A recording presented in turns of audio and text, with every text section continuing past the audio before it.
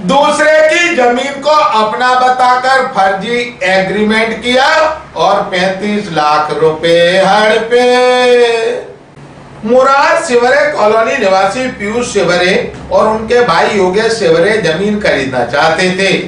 इसके लिए उन्होंने प्रॉपर्टी डीलर जितेंद्र बघेल और धर्मवीर बघेल से संपर्क किया। दोनों ने उन्हें अड़ूपुरा में 1 बीघा जमीन दिखाई।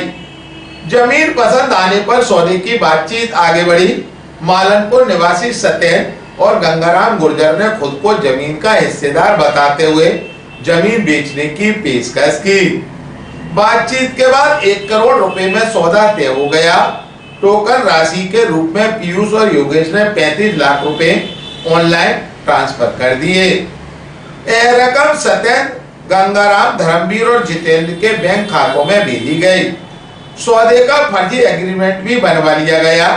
रजिस्ट्री से पहले पैसे देने के बाद खरीदार रजिस्ट्री की प्रक्रिया पूरी कराने में जुटे थे। इसी दौरान उनकी मुलाकात जमीन के वास्तविक मालिकों से हो गई। तब पता चला कि आरोपियों ने दूसरे की जमीन को अपनी बताकर फर्जी सौदा किया था। असली मालिकों ने साफ कहा कि ना तो उन्होंने जमीन बेची है, ना ही ये लोग हिस्सेदार हैं। फिलहाल पुलिस अब यह पता लगा रही है कि आरोपी पहले भी इसी तरीके से और लोगों को ठग चुके हैं या नहीं। बैंक खातों को सीज करने की प्रक्रिया शुरू कर दी गई। जमीन के फर्जी कागज और एग्रीमेंट भी जब्त किए गए हैं। पुलिस ने चारों आरोपियों के खिलाफ धोखाधड़ी का मामला दर्ज कर जांच शुरू कर दी। ग्वालियर अभी तक को जानकारी देते हुए ठाणीपुर थाना प्रभारी विपेंद्र सिंह चौहान ने कहा, ये पीयूष शिवरे हैं। इनके द्वारा एक आवेदन पत्र प्रस्तुत किया गया था कि 2025 में अड़ूपुरा स्थित एक ज़मीन के सौदे के लिए इनने एक व्यक्ति से संपर्क किया था, जिसके द्वारा उक्त ज़मीन दिखाई गई थी।